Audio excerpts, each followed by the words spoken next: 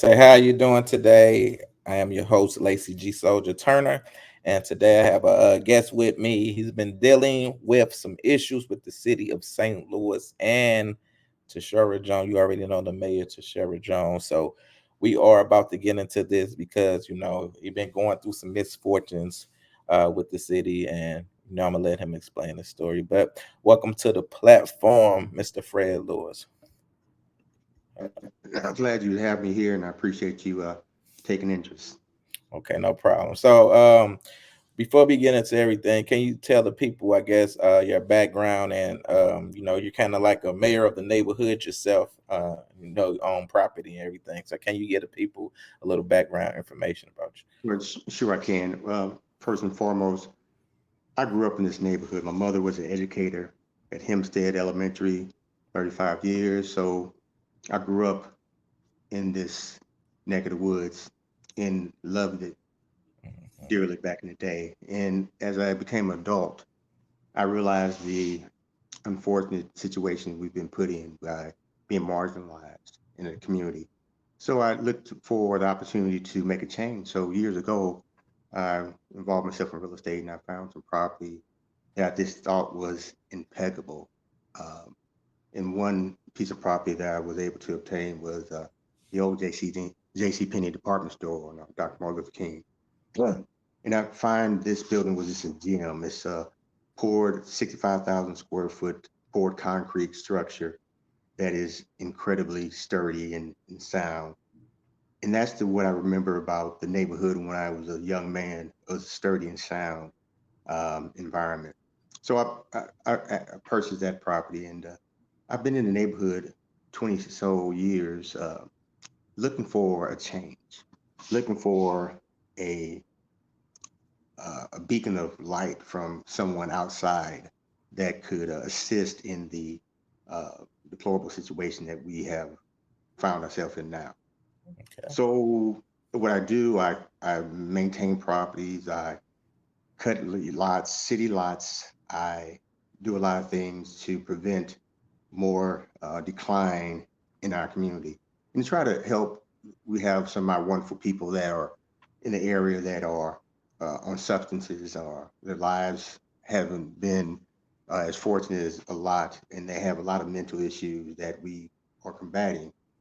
And I reach out to them, and I never have a problem, never have had a problem with anyone dealing with my property or even on my side of the street doing whatever lifestyle they choose because out of respect. I show them love and respect and not understanding their plight, but seeing where they are. So that's what I do. And I really look forward to a time where we have resources that individuals, that are stakeholders, residents can find some hope um, in the narrative that we see right now. Okay, and with all that, like I said, it seems like you've been doing a lot of great things. But in January, you received a letter of condemnation for code violations and everything. Can you tell the people about that? Well, with a 65,000 square foot building is that's built 80 years ago, there's a lot of things that are needed. Uh, and unfortunately, no one has ever reached out from the city. And my previous person of political position, that was alderman that is no longer not with it. We have a new alder person. There was never a time when anybody reached out and said, "What can we do with that magnificent building? How can we put that in the stream of resources that can put it to a place where it can be viable?" And but what I've done, I maintain it. I have a lot of my personal items, cars, and uh, things that I acquired over a period of times, and I just keep it secure. I try to keep it as safe and out of harm's way as much as possible. So and I do that not only with my property, but any property around me because I have to have an eye on the situation. I can't have a lot of clutter with property or individuals that I'm not comfortable with. So in January, if you want me to move forward, January, I got this letter of condemnation. And I looked at it and I'm like, okay. And opened it up, and there was a variety of code violations. This is a OJCP department store that's, like I said, poured concrete. There's not very much wood or steps. But on this condemnation letter, there were violations about the bedrooms, the kitchen, the dining room. The wood was rotten. The plastic was falling. The stairwells, the joists were out. And it went on to explain more that my building was open to vagrants and unwanted individuals, and it's unsafe. And my windows on my east and west were out. I don't have windows on east or west of the building, so I immediately called the inspector uh, about January 8th, and never got a response for him. I called my alder person, Pamela Boyd, and expressed to her my concern about this letter, and I just thought it was the wrong address because nothing in it pertained to my structure. Exactly. So go ahead. And I'm saying, so after that, you received the second letter in February, right? Yes. So I kind of just dismissed the notion that it was my property. In the time also before the second letter, I received a call from another person that received the same identical letter for their property down the street that was a commercial building. And I'm like verbatim, it was the same violation. So I'm pretty certain that this is a misidentified property. So until I got this second letter in February, and it goes to say that your building has these violations and unsafe, it's dangerous to the community, it's put individuals at risk in health. And I'm thinking, what's it made no sense to me whatsoever. So I read it further, and it says we are going to contact or contract contractors to come and mediate all these violations and bill you and give you 10% and have you pay 10% service fee. And I'm like, that. That's crazy. So, but during that time, I came back to my building, and to my surprise, there were people looking around, like groups of individuals looking at my property from across the street. And I asked one group, "What are you doing?" "Well, we're here to do the bid on this property." "What bid?" "Well, uh, we were retained by the city, or we are looking to put a bid on this property for the city. They have money that has been allocated for re- renovations of properties." I'm like, "Well, my property is not vacant." Mr. Fred Lewis, before we even get to that part, Yeah, didn't you say also in the letter that they say you had 10 days to appeal it and you got the letter 40 days later? yeah. So let me show you the envelope if you can see it. So this is the first envelope. It was a certified mail, and I picked it up January the 8th, I think, from the post office. Um, and on it, and I realized that the date of the letter that was sent to me was November November 14th, November 14th. And it says I have the opportunity to appeal it within 10 days. That would put you at November 24th. Mind you, I received the letter in January, and it was not stamped by the post office until December 28th. Mm. So I was already 30 days, 30, 40 days behind the date of appeal possibilities. So that was just hilarious to me in the fact. And the second one, same scenario. It is dated December 18th. This is the date of the letter that was sent to me. But the envelope for the postmark is January 25th. So I got that in February. So the dates of appeal, and so when I called down and they said to appeal, you have to pay $150, which I think that's egregious. That I have to pay $150 to stop something that doesn't even exist. Um, so when they said I was past the date. Okay, so now let's get back to these contracts. So they said not only is they going to get some contractors, but they're going to charge you for these contractors. Yeah, with no approval. And mind you, so when I did see these individuals at the building, they were asking me, said, "We're contractors. and we're out to do a bid on this work. And mind you, they gave me assessed on all the illegitimate violations. There was a summary of an estimate of a bill that was $163,300 that they were going to do work to my property. 163. That is crazy.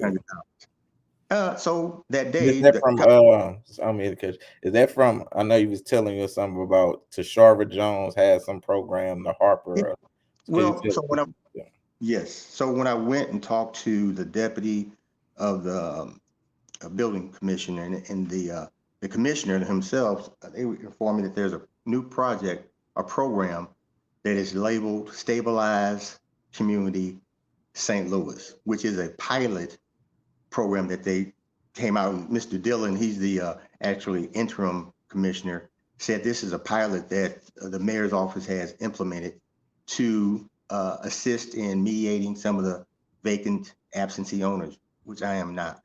So, and it says that is a process that some of the funding that we receive to build up North St. Louis is going to be put into that lump of money for the contractors to get and hold the owners responsible for the bill. That is crazy. And then you say contractors tried to break into your property, and you said they did this to like 60 other properties also. Well, this pilot program was, as Mr. Dillon uh, mentioned to me, is like 60 properties. I know all the properties on my side of the street from the start of the city past my block have got noticed.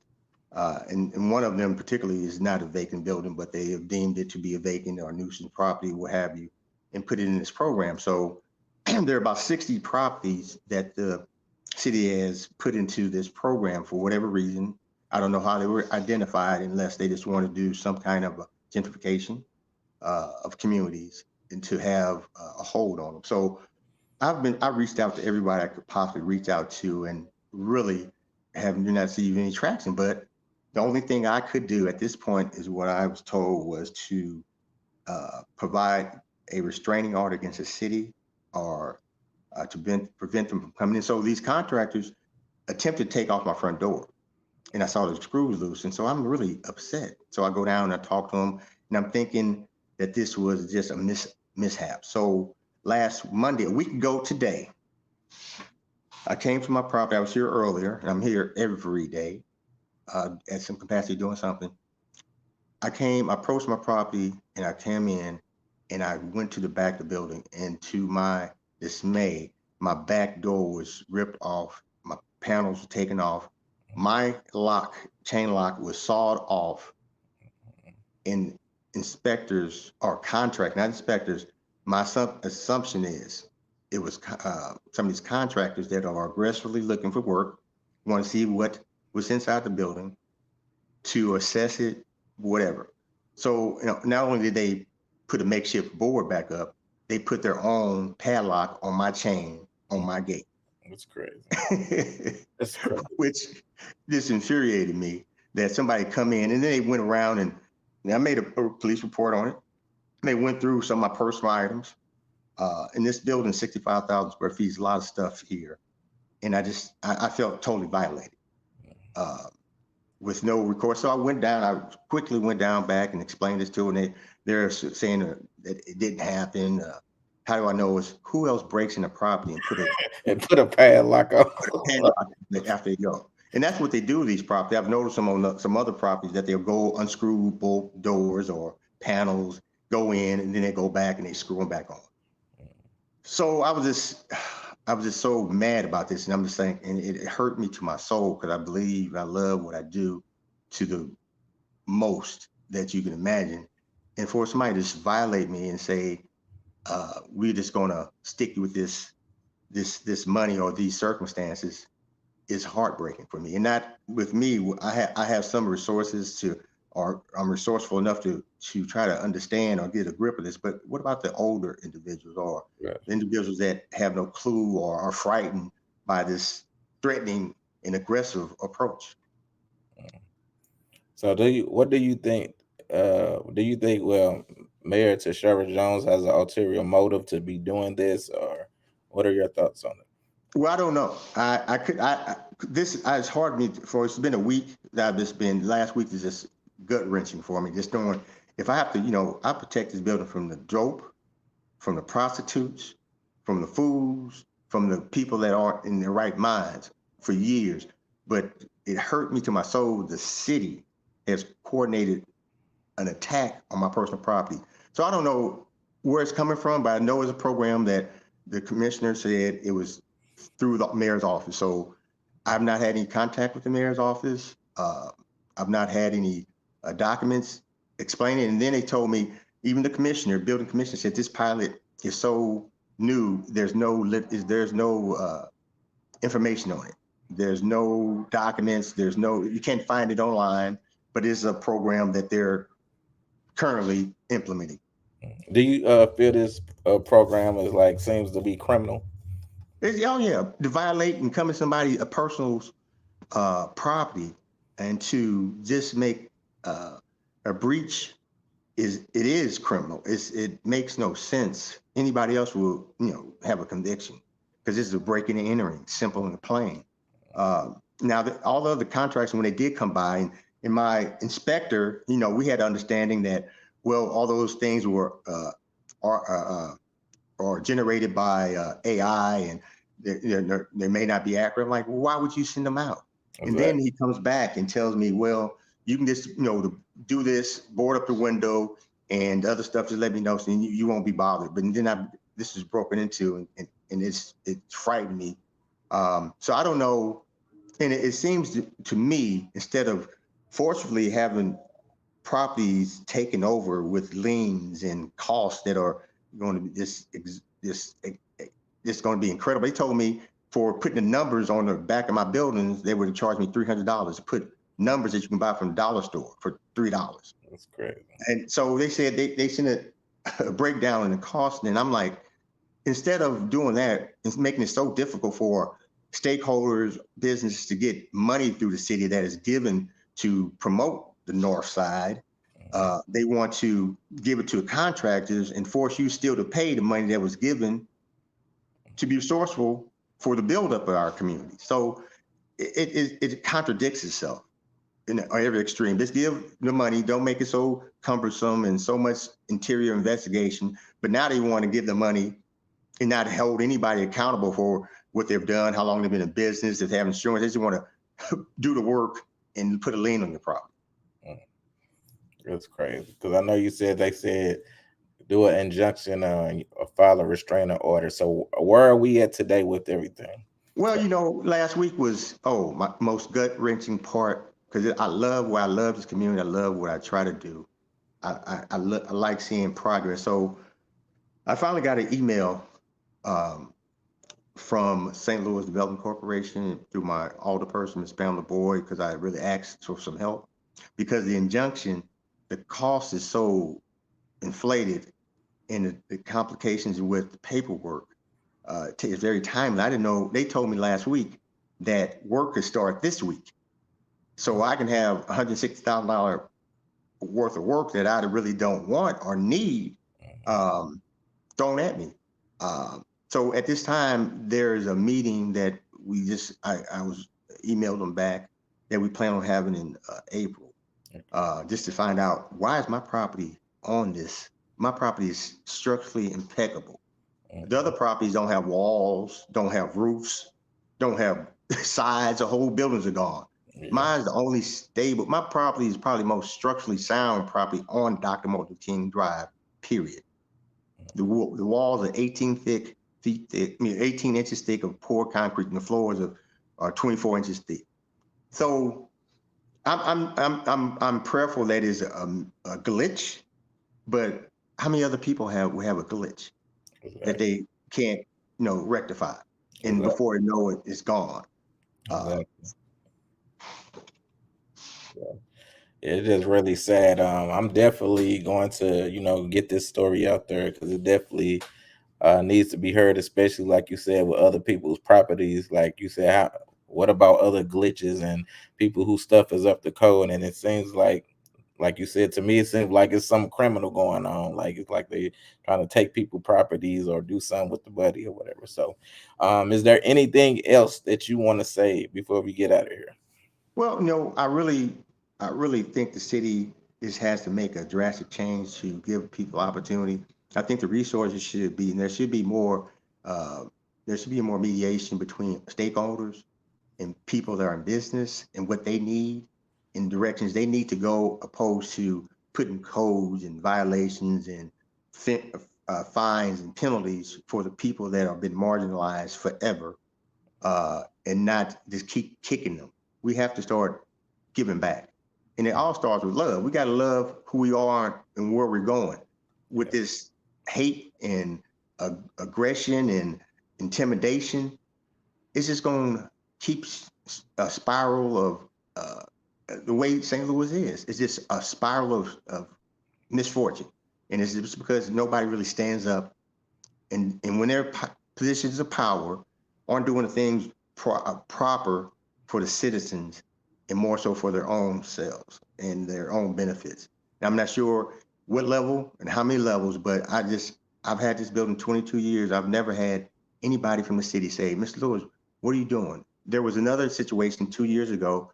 I'm a coach. I train individuals, some world-class athletes. So I've always found young people in the neighborhood that never imagined doing sports, and I trained them, and they become sensational.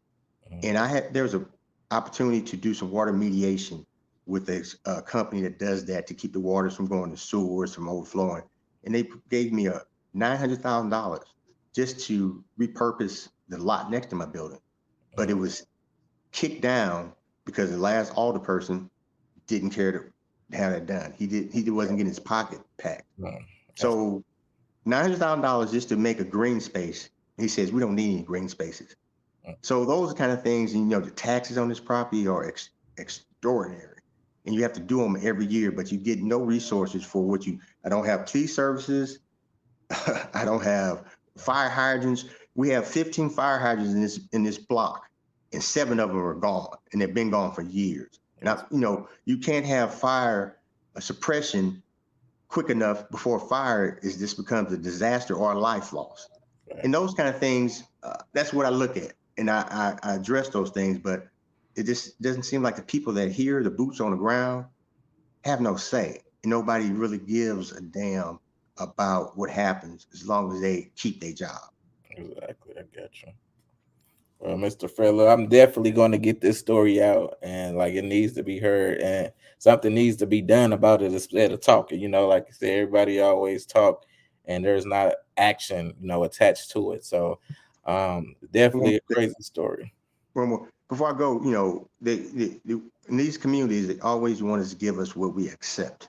And as long as we continue to accept it, that's where we're going to get. We don't see these kind of things happen in the Grove or Cortex or these other neighborhoods that come up with dust. Creve Core, none of that. So. But I thank you for your time, and I'm going to write on this article, and I'm definitely going to get this video and article out ASAP for you too. I appreciate it, because we gotta come together. We can't just roll over people. And I appreciate you taking an interest in it, because if we don't look out for each other, they're gonna look out to get us out. That is right. That is correct. So, all right, Mr. Fred Lewis, you have a good day. Keep your head up and keep on pushing through and keep fighting back. Yes, sir. I appreciate it. Take care. All right, take care.